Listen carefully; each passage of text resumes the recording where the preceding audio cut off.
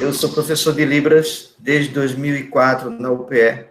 A UPE, com isso, tornou-se a primeira universidade do país a ter Libras como disciplina, e eu assumi essa responsabilidade com a primeira turma como eletiva, depois passou a disciplina oficial no currículo.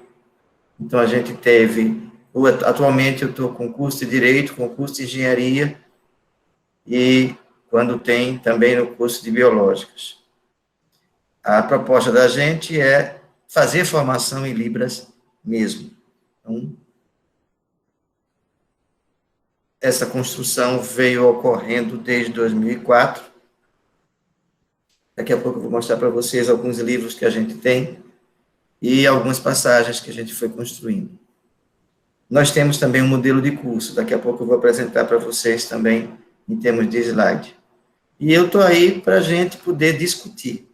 A minha ideia, junto com o módulo 2, é tão somente fazer vocês refletirem sobre a prática, sobre como adquirir fluência.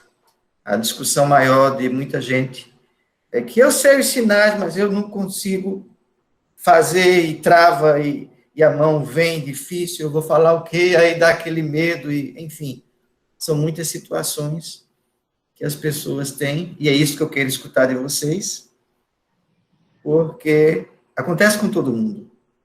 Como é que você vai conseguir essa fluência?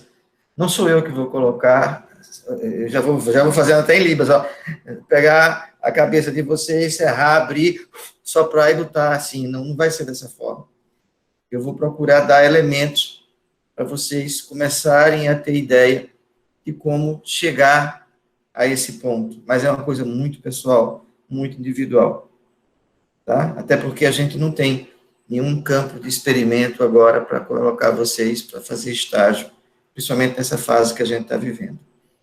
Então, a proposta, de fato, vai ser uma proposta EAD, que eu relutei o ano passado todo. Eu ainda abri uma turma, mais de quase 30, só ficaram 2 ou 3 no final. Aquilo me deixou bastante frustrado, e eu disse, eu não vou mais abrir turma de EAD, de Libras, porque é diferente. O processo é diferente, as situações são diferentes, a minha forma de lidar é diferente. Em sala de aula, eu boto fila, eu boto em pé, eu faço um para fazer exercício com o outro, eu junto 3, 4 para discutirem como é que é a realidade, e aqui a gente vai ficar assim meio que travado. Então, vocês que me ajudem a encarar isso e tocar, e ir até o fim, com toda a maestria que a gente puder fazer dentro do que é necessário, para que vocês possam entender um pouco mais do que eu penso em termos de ritmicidade, em termos de fluência, em termos de recursos de Libras, e junto dos autores que a gente vem construindo e trabalhando também. Tá? Então, é uma coisa assim, muito de empenho e desempenho de cada um, empenho no ambiente. Então, hoje já coloquei um bocado de material no ambiente, e toda semana eu vou ver se eu consigo colocar mais 3, 4, tem muita coisa para vocês estudarem afora do que a gente vai estudar aqui. E muitas das minhas aulas eu terminei gravando, como estou gravando essa agora, que aí depois, eu não quero aparecer, não tem problema, eu corto. Eu edito só para mim, e às vezes, dependendo do material, quando eu estiver projetando, aí eu deixo e já jogo com mais material para discussões. E assim eu saio colocando, virei um youtuber, né? Tem o canal Libras Pernambuco, tem quase 4 mil acessos, 4 milhões de acessos, são mais de 1.000 vídeos. Então, a gente está aí para poder ajudar famílias, ajudar surdos e ajudar vocês, no que a gente puder fazer. Então, a princípio, é isso que eu quero me apresentar, e gostaria de escutar um pouquinho de vocês, quais são as perspectivas, quais são os objetivos, qual é a ideia do curso, para poder eu tentar, ao longo dos 5 meses, agradar gregos e troianos. São 2 coisas dentro da Libras, utilizadas como fuga e mentira. Contexto e regionalismo. Olha a briga que eu arrumei agora. É assim que eu entro. Para a gente começar a discutir e depois arrumar e ajustar. Mas é assim que eu entro. Desculpa de regionalismo e desculpa de contexto. Depende do contexto. É pura enrolação de surdo e de intérprete. Então, a gente pega isso aí e pega a tua fala e vamos arrumar. Vamos ajustar. Eu só peço a você que só saia do curso quando o curso acabar, porque aí a raiva de mim você não vai ter. E não é para ter raiva, é só para poder a gente amadurecer as discussões, para ver o quanto é de fato regionalismo, o quanto de fato é contexto e o quanto é de fato um arrumadinho para poder discutir, para poder enrolar, para poder... Entendeu? Então, vamos com calma, que não é bem assim, não. Esse regionalismo está mais para uma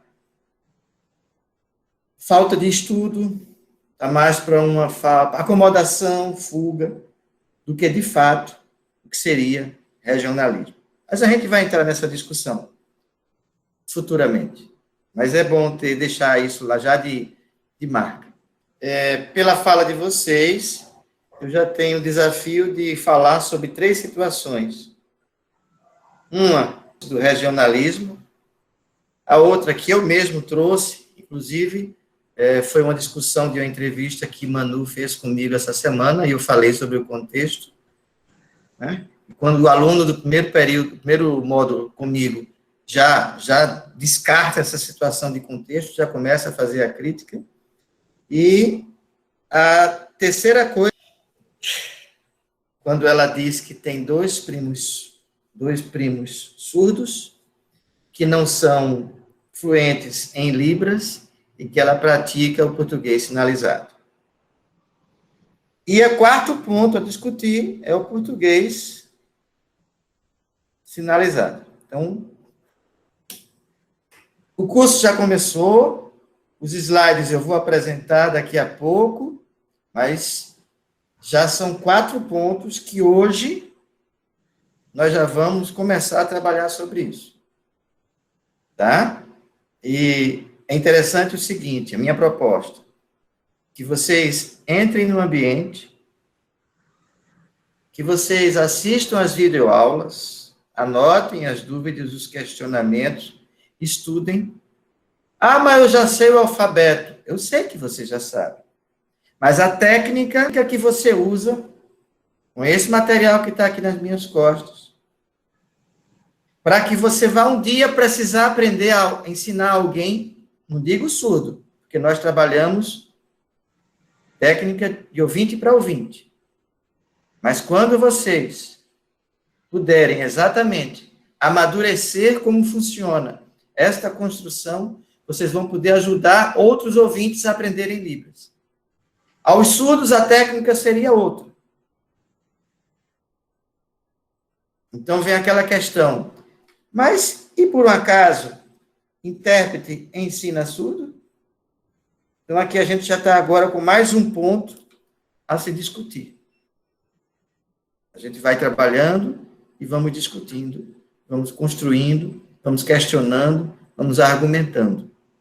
Ainda essa semana, Adriano me mostrou um texto de uma faculdade dizendo que era obrigação do professor dar o diagnóstico do nível de surdez da criança.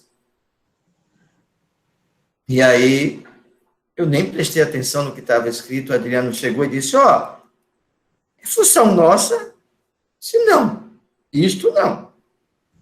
A área de saúde faz o diagnóstico, chega para a gente e a gente vai ter que administrar, preparar o material de acordo com aquela criança, de acordo com a cognição daquela criança, de acordo com o nível de surdez aquela criança vai ter a questão da aprendizagem. Porque 3, 4 horas na frente de um intérprete, na frente de uma sala de aula, batendo mão, como diz a professora da UNB, e o professor falando, e o cara aqui, papapá. Ninguém no mundo seria um gênio se conseguisse memorizar alguma coisa. Porque ele está usando só a memória visual. E a psicologia cognitiva diz muito claro. Confúcio, há 5.000 anos, já dizia: se eu vejo, eu esqueço. Se eu vejo e escuto, eu me lembro. Se eu vejo, escuto e faço, eu aprendo. Como é que colocam na frente de um surdo, papapá, papapá, que muitas vezes ele não conhece nem o sinal. Não sabe nem que sinal é esse. Ou que conjunto de sinais são esses. Ou que diferença é aquele professor daquele conteúdo com outro professor. É só outro. Mudou de professor. Mudou. E aí? Então, nesse momento, acabei de receber uma mensagem de uma ex-aluna, agora companheira de trabalho, que está com 4 surdos. Um de 12, vamos lá, 6º ano, 7º ano, 9º ano. E no 8º e 9º ano. O professor vai verbalizar 4 horas, o intérprete vai bater mão 4 horas, e ela vai ter 20 minutos para pegar um slide e tirar as dúvidas do surdo. Aí eu falei, por acaso você acha que o surdo vai saber alguma coisa do que foi passado lá? Você é que vai ser a professora dele. E você é que vai ter que preparar os slides, e já peça ao professor também que monte. Porque aquele meio de campo com o intérprete não teve efeito algum, ou não chega a 10%. E por que não chega? Essa discussão a gente geralmente leva para o módulo 3, que é o módulo trabalhar a cognição visual, como o surdo aprende, como o surdo percebe as coisas. Mas eu vou trazer para cá um pouco desta construção. Então, ao longo das discussões de hoje e outros dias, nós vamos trazendo exatamente esse questionamento. Se vocês quiserem alguma dúvida, vocês levantam a mão, tem um levantar a mão, né, embaixo, para eu saber e eu poder, então, porque eu não vou ficar vendo vocês, que eu vou projetar o slide agora, a gente poder começar a estrutura, a organização, em cima do que eu montei. E depois, daqui a um pouco, a gente vai debater sobre essas questões diretamente. O que vocês estão fazendo agora é a formação módulo 2, é o segundo tópico, recursos para desenvolver fluência em Libras. Como a gente vai trabalhar esse aspecto? Porque no módulo 1, que alguns de vocês estão fazendo também o módulo 1, vocês vão aprender o sinal pelo sinal. É nessa perspectiva que a gente precisa mudar, sair dessa discussão do sinal pelo sinal, para poder começar a construir ideias. E aí eu já tenho alguns elementos aqui que eu vou mostrar para vocês. Como a gente fazer esse ajuste. No módulo 3, produção, adaptação e adequação do material educativo bilíngue. Aí sim, é para trabalhar como o surdo aprende. Nessa perspectiva de ser o intérprete ou instrutor, como vocês dizem, mas os dois estão sendo responsáveis pela aprendizagem do aluno surdo. Então, é nessa perspectiva que é preciso saber como o surdo aprende. E quem abre a boca para dizer que o surdo aprende igual ao ouvinte, é outro ponto que eu já anotei aqui, está redondamente, infinitamente enganado. Se fosse assim, não precisava de tanta discussão para ver como ele vai aprender melhor. Não é verdade? Mas vamos lá. Esse quadro é um quadro que vocês vão ter ele no caderno do aluno, está lá no ambiente já. Esse quadro nós utilizamos na aula 1 de Libras, mas é para todos do módulo 1 iniciante. Vocês que já conhecem os alfabetos e os números e tudo mais, mas eu gostaria de pedir a vocês que assistissem ao vídeo completo, para vocês verem a lógica da construção. Porque vocês não foram alunos meus, então, alguns de vocês precisam.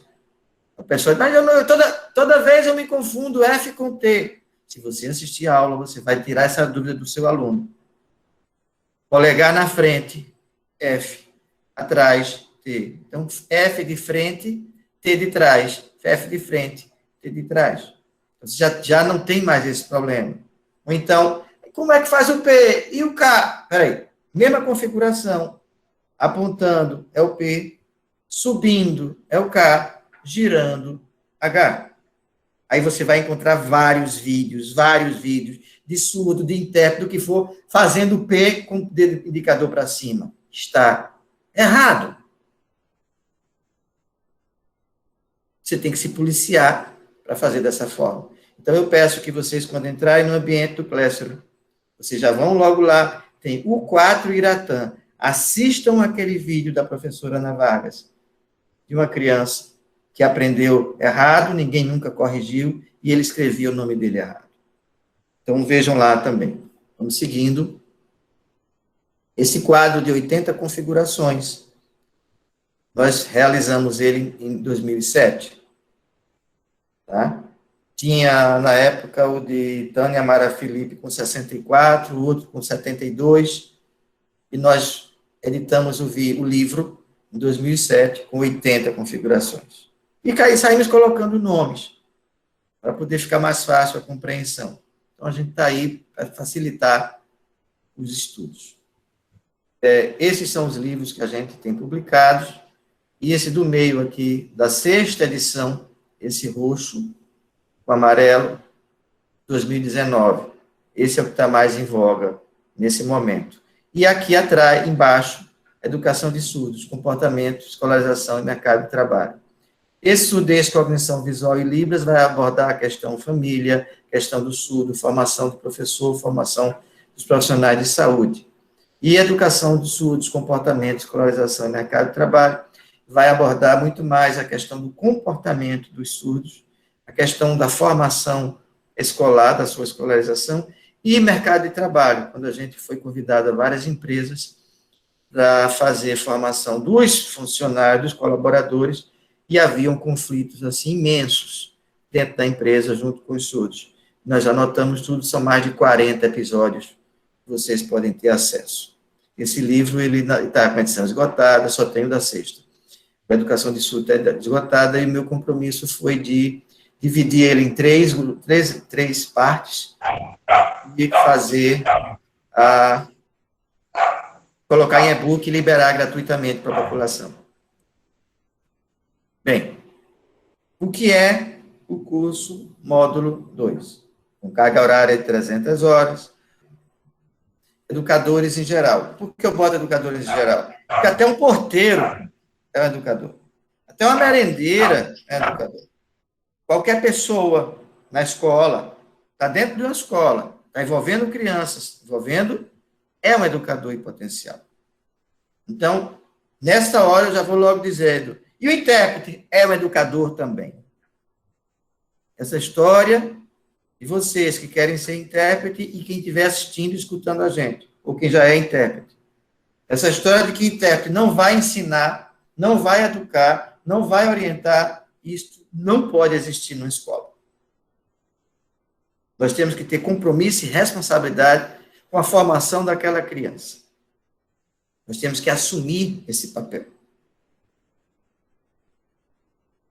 Objetivos do nosso módulo 2. Primeiro, reduzir o isolamento social e a segregação do mundo surdo. Reduzir o isolamento social. Por quê? Porque geralmente os surdos estão no canto, estão isolados, ou entre eles no grupinho deles, ou numa sala separada da escola todinha. Quando chega na hora do intervalo, fica só entre eles ou fica só com o intérprete?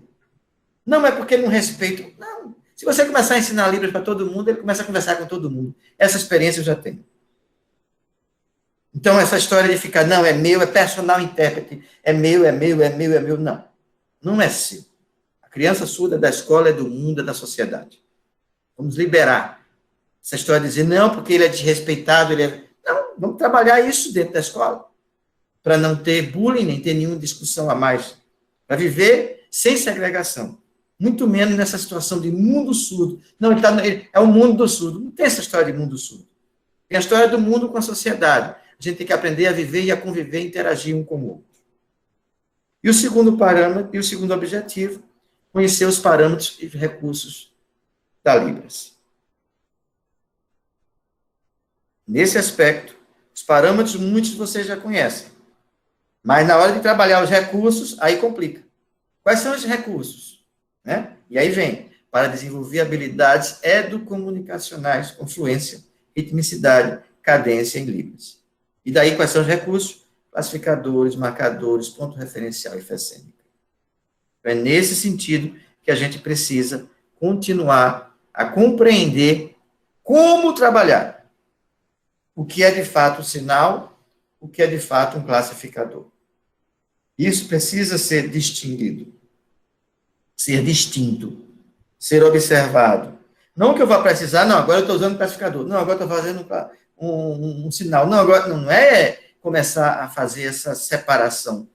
Não é isso. Está fluindo, vai estar usando e continua usando. Mas é você ter consciência do que é um sinal e do que é o classificador. Porque em determinados momentos, recebi um vídeo essa semana que estava muita gente batendo palma, emocionado, porque o intérprete estava colocando classificador. Eu disse, olha a bagunça. Virou bagunça. Porque mistura tantos classificadores que você não sabe qual o sinal que realmente... O que é que está significando? Qual o sentido que está sendo dado daquilo ali? Então, é uma questão de compreender que não é rapidez, não é velocidade de mão, de movimento, que vai dar a sua fluência, que vai dar a compreensão para o surdo, não. Não é bem assim.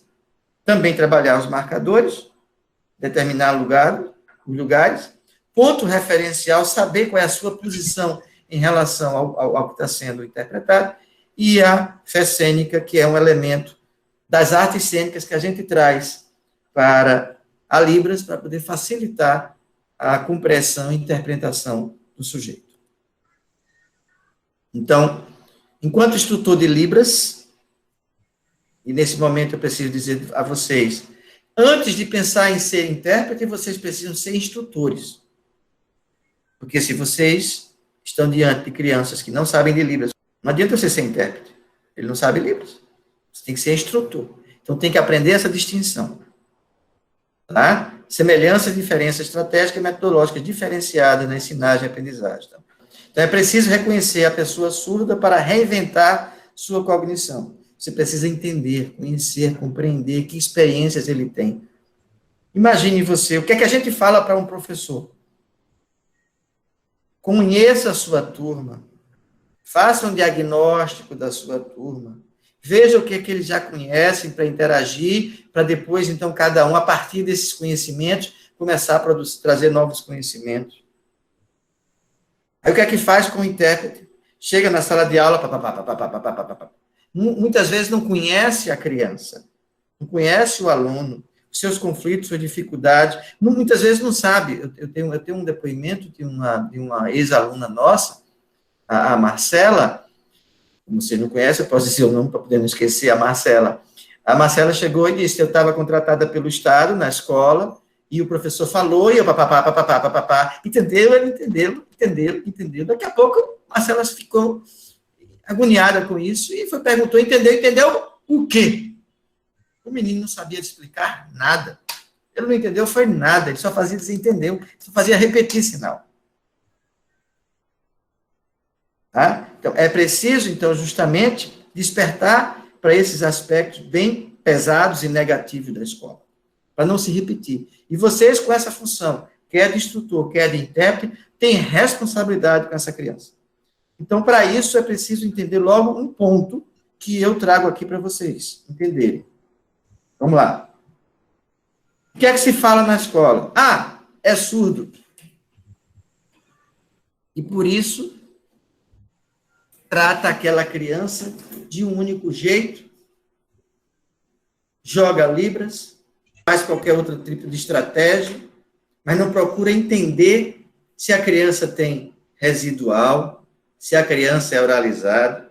Muitas vezes acontece até, manda calar a boca. Não fala não, aqui você é surdo, é só para sinalizar.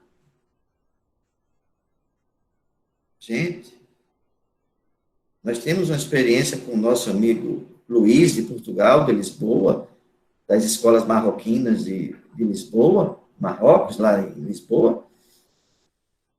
Os surdos de lá, os professores todos tudo estimula a oralização. Você estimula todos, é multifatorial e multissensorial. Aqui no Brasil, não, é proibido oralizar.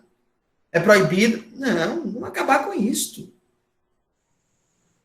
É um desrespeito até à possibilidade de entender melhor as coisas.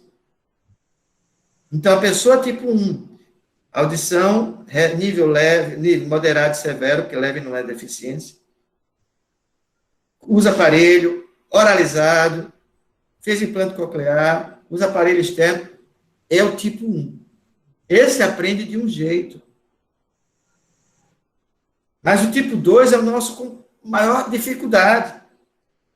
Profunda, botar aparelho não resolve, fazer implante coclear não resolve, a gente está com uma criança agora que não tem formação do nervo auditivo, então não adianta fazer implante coclear. E aí, nosso maior problema está sendo com essa criança. É preciso, então, compreender que a gente tem que distinguir qual é o tipo de criança que a gente tem para saber que estratégia a gente vai utilizar com essa criança. Que argumentos a gente vai poder utilizar com essa criança. Como nós vamos poder trabalhar para que ela possa, de fato, aprender. Não seja apenas uma repetidora de sinal, ou não seja apenas uma frustrada caladinha quietinha no canto, fica lá, vai embora, pronto, e fica todo dia repetindo. E no final, muitas vezes, o trabalho quem faz é o intérprete, vai fazer a prova, responder a prova, aplicar a prova e dar a nota, o professor diz, o aluno é teu, e aí perde-se toda a essência do que seria a formação daquele indivíduo, daquele sujeito. E ele fica refém de intermediadores a todo custo, a todo momento. Isso não é positivo. Então, o arranjo familiar que a gente tem pode ser criança surda, filha de pais surdos, pode ser criança surda, filha de pais ouvintes, e criança ouvinte, filha de pais surdos. Então, esse arranjo a gente precisa amadurecer para poder entender como lidar com essa sociedade tão múltipla. Eu estava falando ainda há pouco sobre o isolamento da criança surda. O isolamento não é só sonoro, precisa ter essa consciência. É um isolamento social. É um isolamento de mundo, de percepção, de compreensão. Então, nosso papel não pode ser isolado e limitado apenas àquela situação de sala de aula, bate mão, termina a aula e pronto. E muitas vezes a criança precisa desse modelo de assistência mais amplo, mais humano. Nessa perspectiva, a gente não pode ficar... ela gosta de ficar sozinha. Não. Nós precisamos, inclusive, preparar a escola, para a escola acolher aquela criança, não ficar só na sala. Eu conheço todo tipo de escola. Eu conheço uma escola que é toda só de surdo. Eu conheço a escola que é uma sala de surdo, o resto tudo é de ouvinte. Eu conheço a escola que na sala de ouvinte está o surdo junto e tudo, com todo mundo conversando em Libras, lá em Santa Cruz do Capibaribe, desde 2005, com o decreto 5626, que a escola no primeiro aninho já começou com Libras e os alunos entram. E todos começam a ficar falando em Libras e assim seguem, seguiu e continua. Então, é essa percepção que seria, a princípio, uma escola inclusiva, onde todos, aprendendo Libras, interagem com a criança. Então, eu faço o seguinte, embora esse slide eu uso mais ele no módulo 3, mas eu preciso trazer aqui para vocês despertarem em relação à criança surda. Porque o que a gente encontra da criança surda é que ela aprende igual ao ouvinte, ela vive igual ao ouvinte, e não é assim que na prática a coisa acontece. Então, a gente precisa despertar. Se vai, por exemplo, numa creche, eu falando dessa forma com os alunos, na outra semana me chegou um aluno na faculdade, Minha mãe descobriu que tem uma criança surda na creche, de 2 aninhos, porque faltou energia, o transformador do poste explodiu, faltou energia, as crianças todas saíram correndo, chorando por conta do estrondo, e a criança que estava lá ficou brincando, continuando e não se mexeu. Oba! Então, é esse despertar que nós vamos ter. O que é que acontece com a criança ouvinte? E a gente, então, trazer essa reflexão para a criança surda. Ah, mas eu não tenho criança surda junto. Comece a perguntar aos pais como era, o que é que acontecia. Comece a fazer essa investigação, como é que acontecia. Então, se 0 a 3 meses, o bebê se assusta, chora, acorda com sons intensos. Se for criança surda, não vai acontecer. Vai continuar dormindo, mesmo zoada, com o que for. Ah, mas é porque tem um sono pesado. Começa a desconfiar. De 3 a 6 meses, o bebê ouvinte olha, se mexe com a cabeça quando alguém está fazendo zoada, com uma coisa que cai, uma coisa que sai, né? Alguém que conversa, ela vai se virando. A criança surda vai permanecer. Então, você está... Não deixe ela ver você. Aí você está atrás dela. Bateu palma, ela se assusta, se for ouvinte. E até pode chorar. E a criança surda. Então, são esses despertares que nós temos que ter. De 6 a 12 meses, o bebê localiza prontamente os sons de seu interesse. Vira a cabeça para escutar a voz da mãe. Começa muitas vezes a chorar. A mãe diz, já estou fazendo sua comidinha. Ele se cala. Né? Reage com sons suaves à música. Já tem mais balbucio. Brinca com a voz. Começa a fazer os besourinhos repetindo. Começa a emitir sons.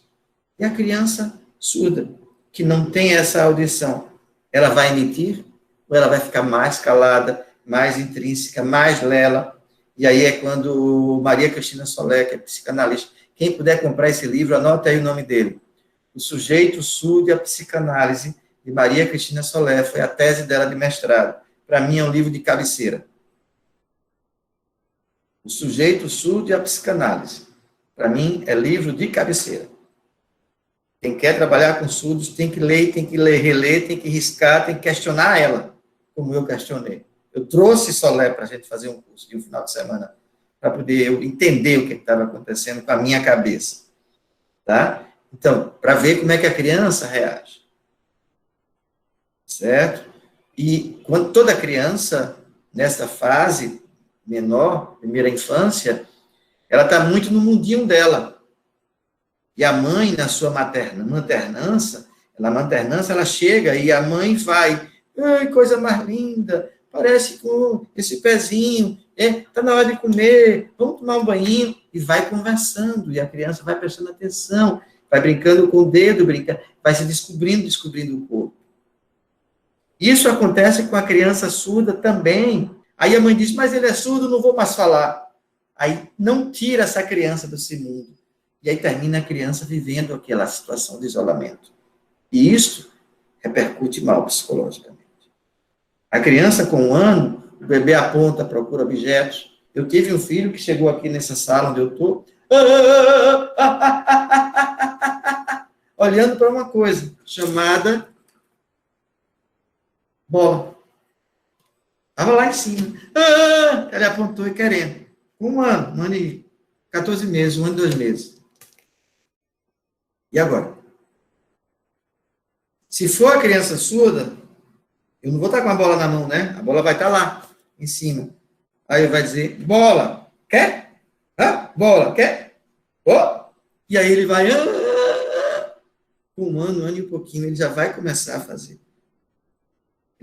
A criança ouvinte não tem a coordenação das cordas vocais, o sistema oroarticulatório não está amadurecido para verbalizar, mas para movimentos manuais, sim. Então, a criança surda e a criança ouvinte vão poder aprender Libras desde pequenininho. A gente já pode trabalhar isso com eles. Já vai ser muito melhor, inclusive. Com 2 anos, a criança aumenta seu vocabulário intensamente. E a criança surda, qual é o vocabulário que tem? Além de deitar no chão, se espernear, além de bater nas coisas que não derem para ele, o tomar, nenhuma.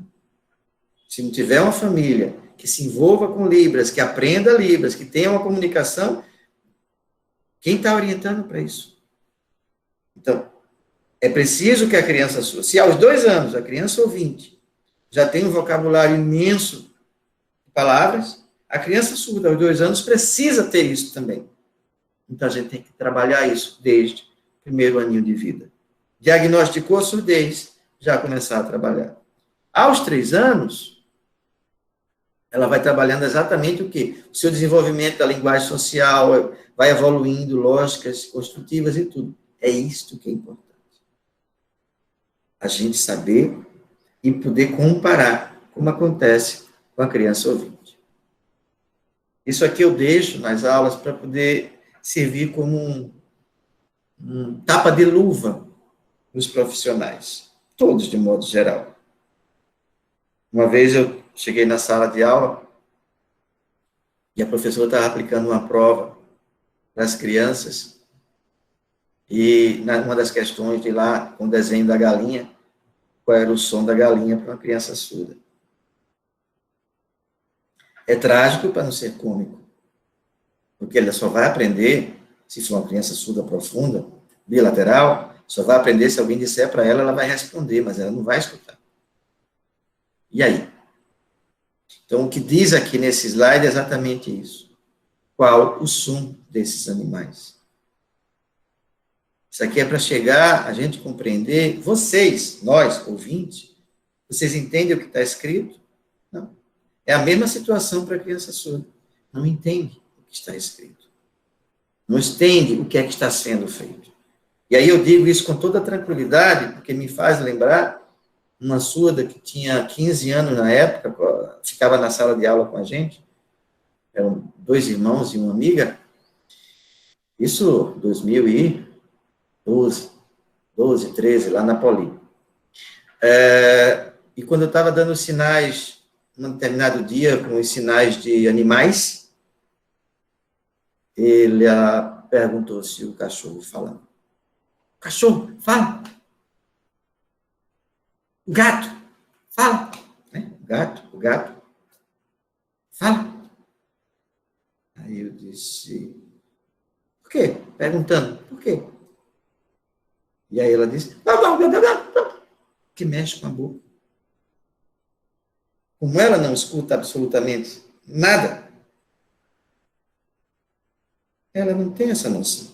Com 15 anos, tem alguma coisa errada nessa história. Tem alguma coisa errada nessa formação. Essa mesma menina, um dia que eu estava dando aula do espaço, do transporte, meio de transporte, e que aí eu coloquei o foguete, junto com o foguete no espaço, aí ela levantou-se da cadeira nas pressas e veio me perguntar. Encontra Jesus no céu? Aí eu tinha, do meu lado direito, tinha uns 5 ou 6 alunos, alguns professores, outros já intérpretes, fazendo curso com a gente.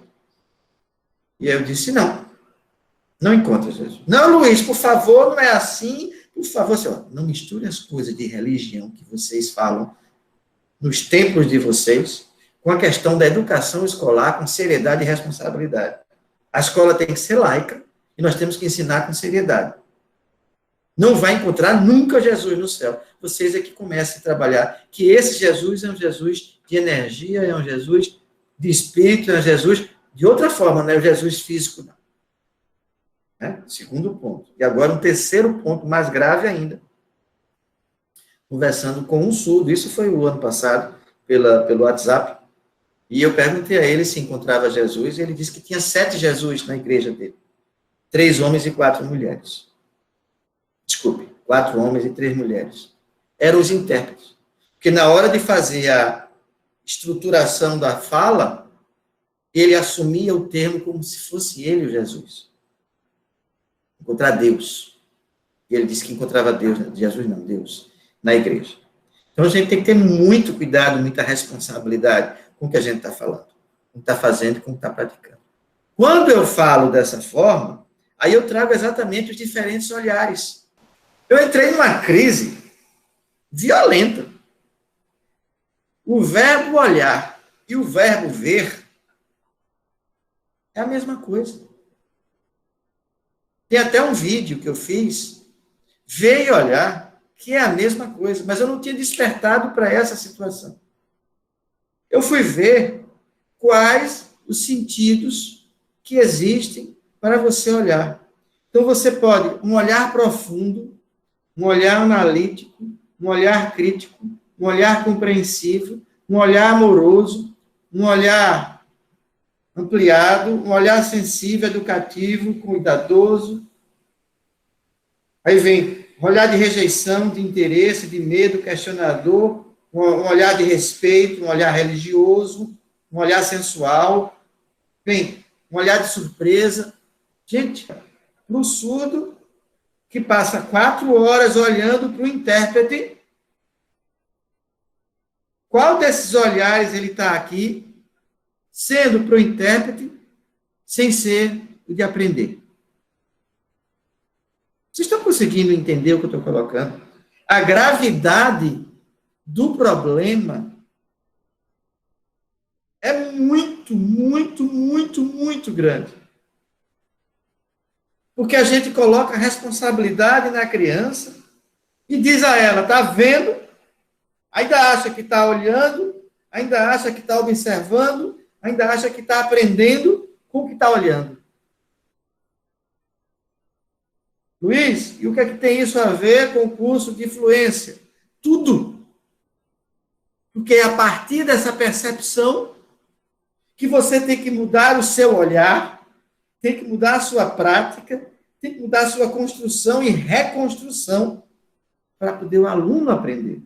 Ele tem que chegar a entender que ele precisa aprender, vejam que coisa, aprender a aprender. Nós, ouvintes... Eita, eu estou gritando. Espera aí. Eu preciso que vocês digam para mim se eu estiver gritando. Eu aqui, eu fico no último som do microfone, eu não preciso botar o aparelho. No último som. Aí está me gritando, gritando. Eu tenho perda auditiva, eu fico assim. Vamos lá, fala mais baixo.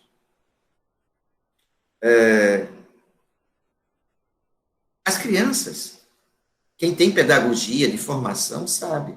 Eu não, eu sou dentista. Eu apenas estudei um pouco para poder ficar meio metido. Mas quem tem pedagogia sabe. O que é que faz? Faz um desenho, conta a história, pega a história e leva à realidade da vida das crianças para poder a criança se comportar, para poder a criança interagir, para poder a criança compartilhar material, se socializar através da contação de história. Pega, você vai construindo com aquela criança e ela aos pouquinhos vai vendo como ela aprende. Ela vai, eu, por exemplo, para eu aprender, eu preciso escrever, porque só lendo eu não consigo aprender. Eu tenho que escrever, eu tenho que resumir, eu tenho que do resumo eu fazer síntese. Da síntese, com isso eu consigo construir e chegar no macro. Eu vou do macro para o micro e depois eu consigo ressignificar para chegar no macro. É assim que eu, Luiz, estudo. Só olhando não aprendo. Só lendo o livro eu não aprendo. Eu tenho que escrever, riscar ele, marcar ele, para saber que em algum lugar tinha aquilo escrito. Então, como é que a gente vai fazer com que a criança ouvinte aprenda a aprender? Através das estratégias pedagógicas na escola.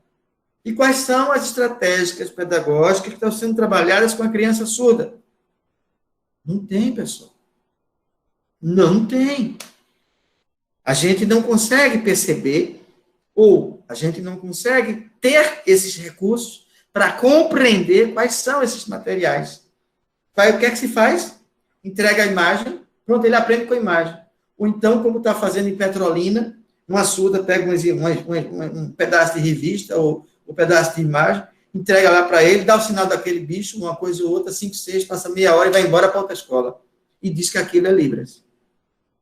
Ou então chega, ao invés, isola tudo, bota surdo só com surdo, fica fazendo aquelas histórias, contando aquelas histórias, depois não reforça para poder saber que sinais foram utilizados, como foram utilizados, de que forma foram utilizados, que ressignificar aqueles sinais. Para a criança começar a perceber que ela, usando aqueles sinais, ela começa a memorizar também. Então, o intérprete que fica 4 horas, eu vou te reforçar muito isso, 4 horas em sala de aula, batendo mão, a criança não aprende. Aí você quer ter fluência para passar 4 horas batendo mão para a criança não aprender, ou você vai trabalhar dentro de uma formação de muito mais de instrução para a criança aprender de fato os sinais e ter autonomia, ter independência, ter criticidade. Então, no primeiro dia de curso, eu já vou logo provocando vocês, porque o interesse de muitos é, eu quero ser intérprete, quero ser intérprete, quero ser intérprete. Só que antes de ser intérprete, a criança precisa de um instrutor. A criança precisa aprender Libras. A criança precisa ressignificar a vida dela. Se sentir gente. E não é com palavras em língua portuguesa, não. É com sinais. Saber quem ela é, os pais, construir uma linha histórica do tempo. Ela tem que ter uma história do tempo da vida dela. Ela tem que ter regras de convivência. Ela tem que ter toda uma construção social que em casa não teve. Não teve e não tem. Muitas vezes, um celular ou uma televisão são situações complexas, bem difíceis. Tá? Então, é preciso compreender que todo o modelo de educação escolar, todo o modelo está, vou botar entre aspas aqui, porque a gente começa a encontrar algumas ilhas, equivocado. Porque dá muito mais valor ao intérprete do que ao instrutor. E a criança precisa, antes de tudo, aprender sinais. E não ser jogada numa sala. Ah, Luiz, mas a criança já chegou na escola com 10, 12 anos, a idade dela é para primeiro ano, terceiro ano, quarto ano. Para! Não é assim. Eu não estou dizendo que você está... O sistema está errado. Tá. E se você joga lá para cima, está muito mais errado ainda também. Porque ela precisa de sinal. E como é que ela vai? Ah, mas ela tem que acompanhar. Espera aí, pessoal. É melhor ela parar e construir e aprender. E depois ela se despertar do que ficar perdido nesse processo. E aí não dá. É muito mais difícil ressignificar esse processo todo. Luiz. Diga, Lau. Assim, as provocações, elas são bem inquietantes, tá? Assim, parece Lau falando, né? LL. Porque, assim, a gente percebe, e aí você traz alguns pontos importantes, eu quero me colocar, porque, assim, são buscas também que eu vejo. As barreiras pedagógicas, elas são, acho, algo bem estruturante, principalmente para a aquisição da língua para os surdos. Por exemplo, eu vejo criancinha de 2, 3 anos já, né, adentrando na escola, já tem isso. E quando a gente busca material, lê sobre estratégia, a gente tem, né, o livro Currículo e Identidade, que é a Diana Duziarte que fala, mas assim, fala de uma perspectiva filosófica. A questão de como fazer a transposição para essa criancinha surda de 2, 3 aninhos, que tem pais ouvintes, chega num ambiente totalmente oralizado. Mesmo aí, e aí tem outra coisa que você traz, e assim, eu já estou me encantando com a sua fala, porque é algo que eu falo muito, qual é o papel desse intérprete, instrutor, que for, diante da criança, principalmente nos anos iniciais, que seria o momento da aquisição da língua, independente de ser oralizada ou em libras. As políticas, a gente vê dentro das políticas públicas, as discussões vêm, mas não traz até hoje, e me inquieta isso dentro de uma questão, mesmo eu não sendo da área de Libras, tá? Crianças tá lá na escola, independente de qual é a concepção de educação bilíngue ou como se configura essa educação bilíngue, o propósito não é esse, como quebrar essas barreiras pedagógicas existentes, de fato, a levar essa criança a aprender. Qual é o papel, como é a função desse instrutor, o que é o instrutor hoje?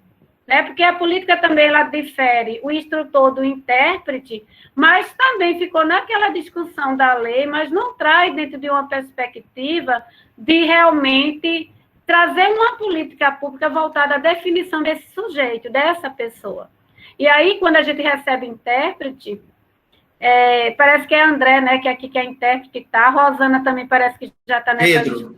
Pedro, pronto.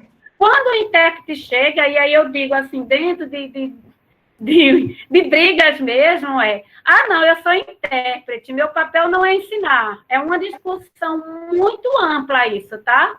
Tá, mas você veio ser intérprete de criança de 2, 3 anos. Você não sabe que a aquisição ainda não foi, mas não é meu papel. Então, qual é o papel? Como é que se configura? Então, suas provocações, e aí eu estou colocando para quem vai ser intérprete, que está aqui nesse curso, ela é bem pertinente para que a gente desafie. Eu estou lá com uma criança surda, eu não sei como é a configuração da seleção do concurso que eu fiz, é diferente do intérprete para anos iniciais, educação infantil, a educação básica do ensino superior, que o ensino superior pressupõe que o surdo tenha um conhecimento mínimo. Eu estou botando mínimo porque se ele tem defasagem no início, ele chega no ensino superior também com defasagem na aquisição da língua. E aí, devo confessar para você que essa sua provocação é uma reflexão que eu tenho feito desde o momento em que eu comecei a conviver dentro dessa junção de olhar para me sentir responsável por essa criança surda. Então, assim, me desculpe eu estar desabafando um pouquinho assim, porque você provoca mesmo isso, e eu fico... Eu sou igual a você, não me calo muito, não. Não é questão de se calar. Eu diria o seguinte, eu proponho você até a gente montar um fórum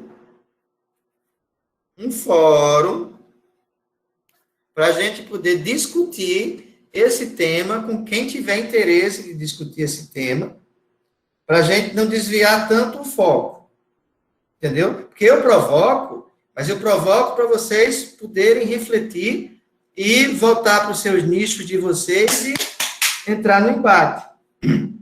Eu me disponho a gente abrir um fórum e questionar as funções. Tá?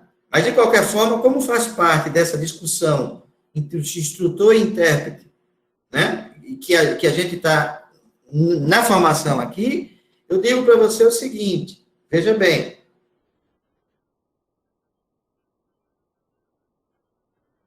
puxando para a nossa cultura popular, a galinha só põe ovo, só vende ovo, a gente só compra ovo de galinha porque ela faz corococó. O pato põe e vai embora. Não faz zoada. Quando se determinou, isso aí a lei já está errado aí.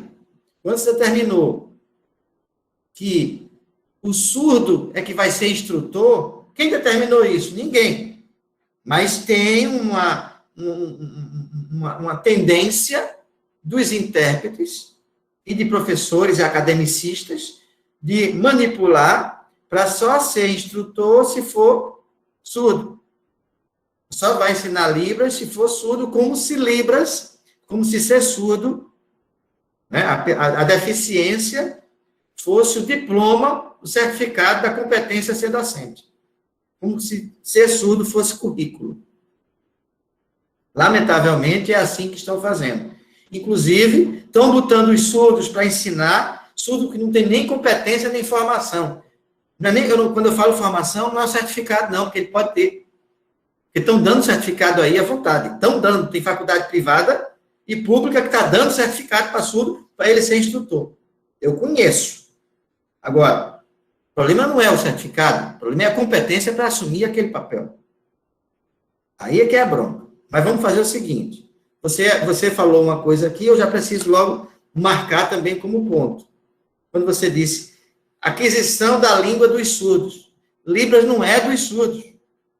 Libras é patrimônio nacional para todo o povo brasileiro. Então, a gente tem que começar logo a mudar esse nosso discurso para compreender que todos precisam aprender Libras para o acesso ao surdo ser melhor. Então, se a gente diz que a língua é do surdo e mantém, muitas vezes, inconsciente esse papel, essa fala, a gente está aumentando a barreira. E eu quero romper essa barreira. A língua é nossa, patrimônio nacional. Entendeu? Então, vamos lá. A função do instrutor, a função do intérprete. Deixa esses dois profissionais aqui, vou botar a mão aqui assim, tá? Estou marcando, preste atenção. Mão esquerda, intérprete. Mão direita, instrutor. Deixa eles aqui. Tá? Estou marcando. Agora vamos lá. A criança diagnosticada com surdez. Não adianta querer ensinar outra língua para ela, senão a língua de acesso a ela. Qual é a língua de acesso a ela? Língua visual. Qual é a língua visual nossa brasileira? Libras. Ponto. Cheguei nela. Como é que se faz para trabalhar? Tem que se ensinar a criança Libras. Como é que vai se trabalhar com a criança? Tudo que se apresenta para uma criança ouvinte, tudo que se mostra aí, se fala, em imagens, arrumando em imagens, eu preciso aprender para ensinar para a criança surda. Construindo, com álbum de imagem, com vídeos, com o que for, eu tenho que montar. Ah, mas não tem material. Aí é outro detalhe. É outra situação a ser discutida, a ser construída e ressignificada. Mas o que não pode é deixar essa criança sem nenhuma formação, e aí quando chega na escola com 4, 5, 6 anos, está completamente defasado. Quem é pedagogo sabe que a criança tem uma porta de entrada e tem um limite maior até os 7 anos. É isso? 4, 5, 6, 7, começa a fechar. Vai aprender depois? Vai. Mas com retardos, com atrasos, porque não foi aproveitado o momento da época do antes do porquê. Né? Não tem a idade dos porquês? Antes da idade dos porquês, dos 4 aos 7, é a idade do botar tudo para dentro. O que foi que ela botou em termos de sinal? Nada. Então, ela vai entrar na idade do porquê quando? A criança surda, se entrar, raramente ela entra. Então, ela começa a atrofiar. E nesse atrofiamento é um conflito para a escola depois. Porque ela não consegue, ela vai ter que ter toda uma reconstrução. Ela vai ter que aprender a aprender de um modelo diferente. Que não é o bater mão. Que é diferente daquela que já tiver Libras desde pequenininha. Então, é o processo que está precisando se ajustar? É o material, o recurso está precisando se ajustar? Mas como é que vai se fazer isso diante de uma sociedade imediatista que só vende e só contrata a minha mão esquerda, porque a mão direita não tem valor, não tem sentido, não tem necessidade, ou quando coloca é em quantidade insuficiente, não dá conta, como vai reestruturar todas as famílias? Ou seja, a gente está perdido. Mas não é por isso que eu vou deixar de discutir e de questionar. Então, vou agora puxar essa fala com a criança. Vamos lá. Vocês sabem que sinal é esse, né? Todos vocês. É o sinal de... bola. Pronto. Aí eu vejo aquela bola lá na prateleira do quarto. Eu faço o sinal de bola e puxo ela para mim. Foi o que eu fiz. Bola, quero. Desse bola, quero, é completamente diferente de dizer, tá vendo aquela bola azul que está na prateleira? Eu quero que você pegue ela para mim. Isso é língua portuguesa. Libras é bola, quero.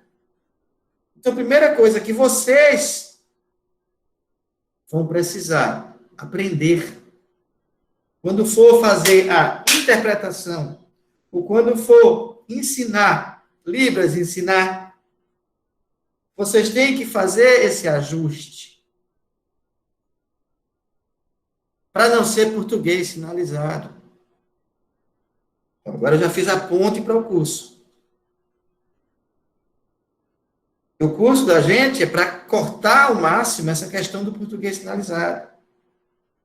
E a gente vê vários e vários e vários vídeos de intérpretes e de surdos com português sinalizado. E por que o surdo faz português sinalizado? Vocês têm ideia? Bom, justamente porque ele só vê pessoas, intérpretes, sinalizando com português sinalizado. Então, essa é a sua suposição, uma. Outra? Né? E também porque convive mais com os ouvintes, ou convive muito com ouvintes. Segunda suposição. Outra. E também pelo contato com a língua portuguesa em tecnologia e tal, e começa a aprender dessa forma. Peraí um pouquinho, deixa eu aumentar aqui. Vamos lá, quando eu tô... Também por causa do quê? A terceira que eu acho é que eles estão muito assim em contato com tecnologia, rede social, tudo mais, então ele começa a ler muito assim, palavras ordenadas com língua portuguesa. Sua suposição enquanto surdo também, 4, mas está faltando a principal. Qual a outra? Vamos lá. Gente, eu disse ainda há pouco que a gente tinha que fazer uma análise do surdo, se ele é tipo 1 ou tipo 2. Porque se ele for tipo 1, ele vai pensar feito ouvinte. Ele tem residual, ele oraliza. Ele tem residual, ele oraliza, ele vai falar como ouvinte. Ele se vira. O nosso problema é o tipo 2, que não consegue entender aquela lógica feita de ouvinte. Aquela lógica cognitiva feita para surdos, acostumados com a comunicação da língua portuguesa. Entendam. Eu preciso pensar, não é porque eu tenho uma sala de 10 surdos, só 2 são fraquinhos, os outros 8 estão tudo bom, deixa ele lá. Não. É justamente a situação daqueles 2, se brincar, são surdo profundo, bilateral, que não consegue acompanhar a lógica.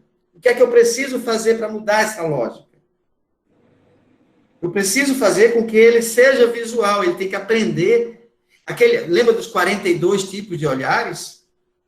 Aqueles 42 tipos de olhares precisam ser voltados para a cognição. Ele não pode ficar com um olhar.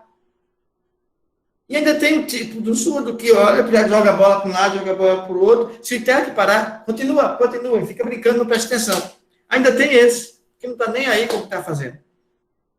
Então, pessoal, como vocês, enquanto intérprete ou instrutor, que querem ter fluência, que querem ter ritmo com as mãos, que querem construir um diálogo mais profícuo de interpretação e compreensão, se você não entende que você pode encontrar um sujeito daquele nível, é aí onde a gente mora a dificuldade. É aí onde precisa compreender a construção lógica da frase. Nós vamos ter esse slide para apresentar para vocês, para discutir com vocês. Quando eu pego a bola, preste atenção, a bola. Agora veja, eu fiz o sinal de bola. Olha o marcador dessa bola. Quando eu pego esta bola, olha o marcador dessa bola. Eu fiz esse e fiz esse. Classificador. A mão. É o mesmo. Não mudou. Não mudou. Marcador. A distância. Mudou. Preste atenção. Quando eu faço isto, é o sinal de bola. Mas não é essa bola. É só bola. Agora, se eu faço bola grande, aí é essa. Se eu fizer bola maior ainda, é aquela de fisioterapia, aqueles bolão, ou então aquela de festa que a gente encontra nas praças vendendo aquelas bolas de plástico que se As bolas bem grandonas. Então, o que é o classificador? O que é o marcador? É o tamanho. Mas espera aí, classificador confundiu com o sinal? Em alguns momentos, sim. Então, em alguns momentos, o classificador confunde-se com o sinal. Não é em todo momento. Nós vamos discutir sobre classificadores, vão ter aí, acho que vai dar uns 150 a 200 classificadores que a gente vai discutir. Tem muito conteúdo. Mas é justamente isso. Hoje, como primeiro dia, eu estou fazendo uma avalanche de histórias, porque aí eu quero chegar agora à bola. Veja, quando eu disser essa bola, aí sim, é essa. E quando eu disser essa bola? Como é que eu vou dizer isso aqui? Se eu fizer isso, ó, eu pego nela assim, né? Ó, pronto. O que é que pode ser isso? Ó, pode ser uma garrafa. Eu tenho uma bola.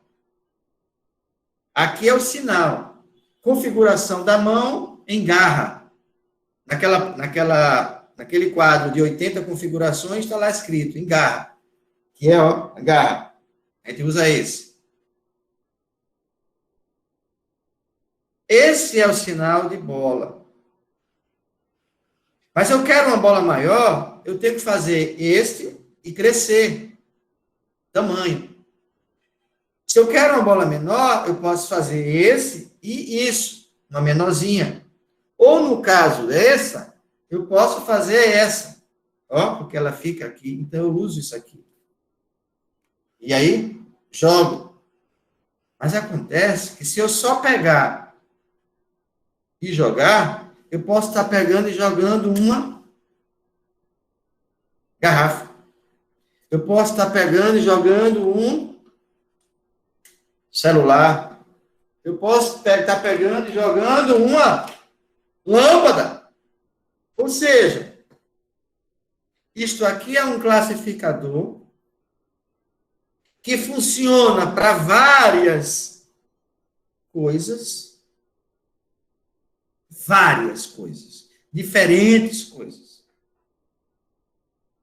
Que para eu poder utilizar para dizer que é uma bola, eu tenho que fazer sinal de bola e fazer isso. É uma bola pequena. Foi a crítica que eu fiz lá atrás, quando eu disse que eu encontrei um vídeo que o intérprete ficou faz e mexe para lá e mexe para cá. Você entende, mas ele está misturando tantos classificadores, tantos sinais, que daqui a pouco você não sabe mais o que é que ele está fazendo.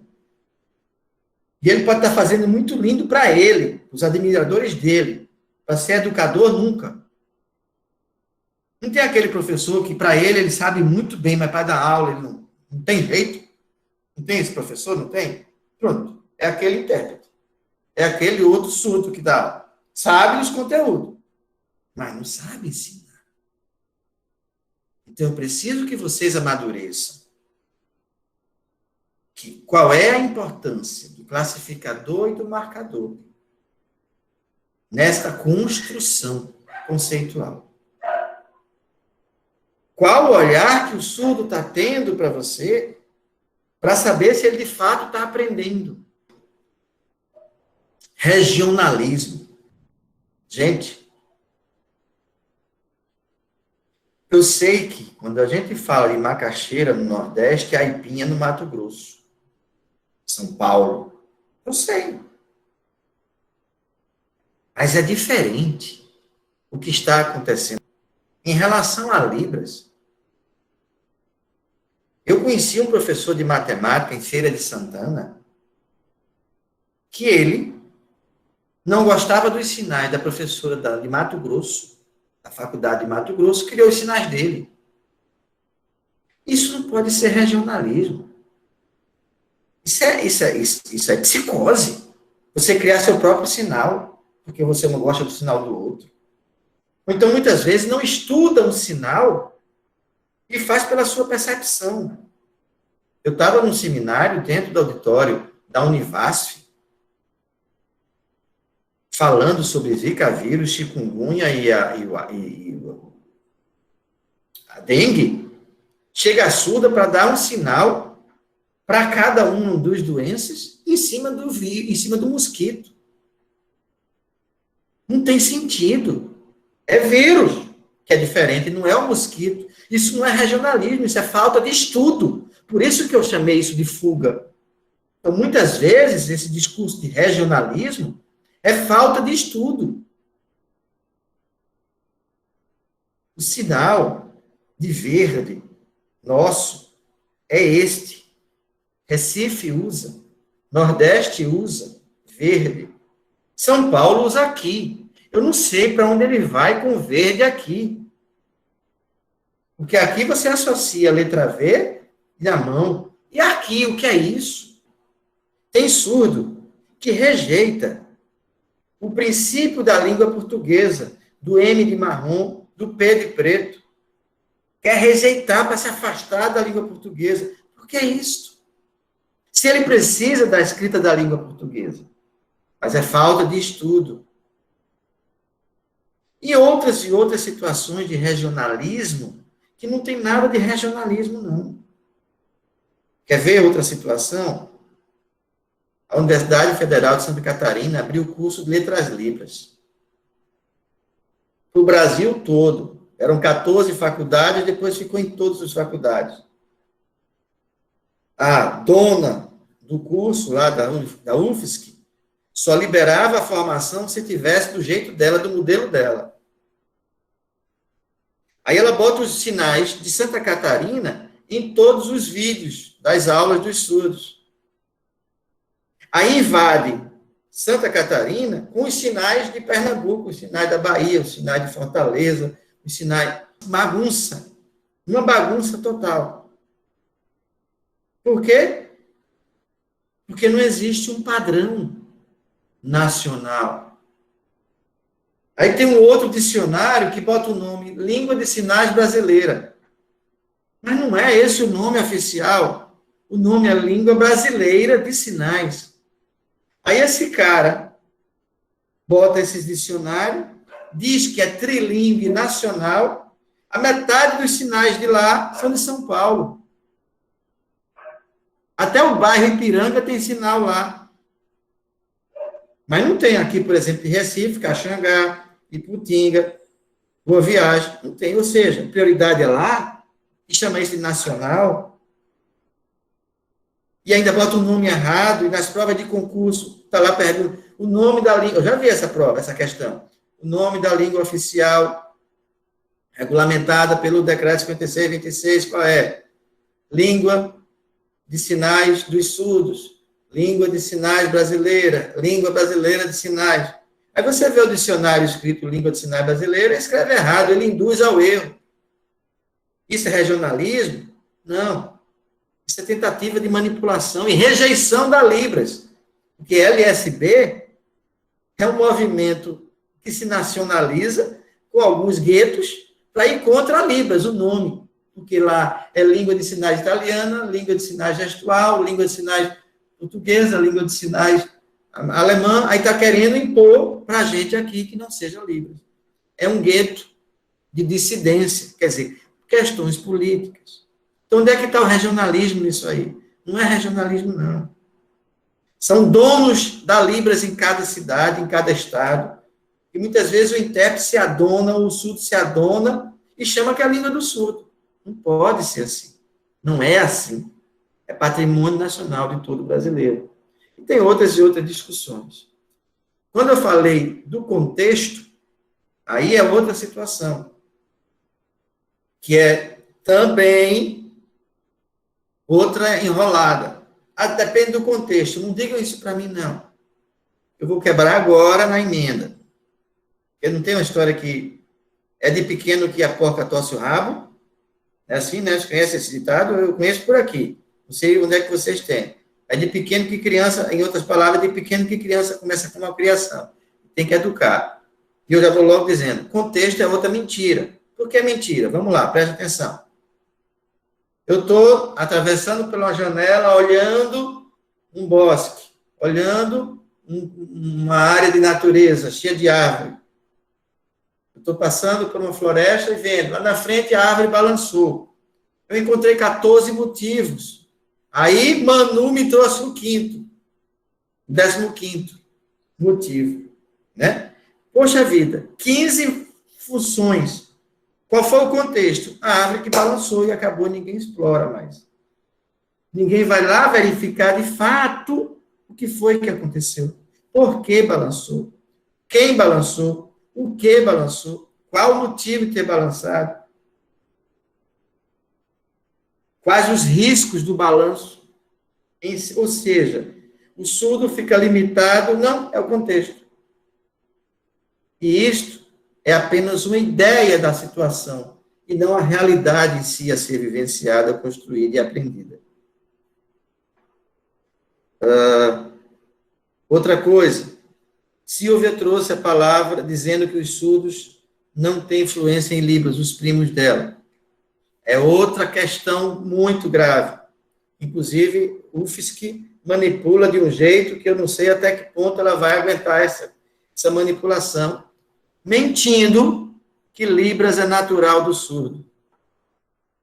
Gente, se você quiser dizer que a criança surda aprende mais naturalmente pela imagem, pelo que vê, pela cognição visual, eu vou ficar quieto.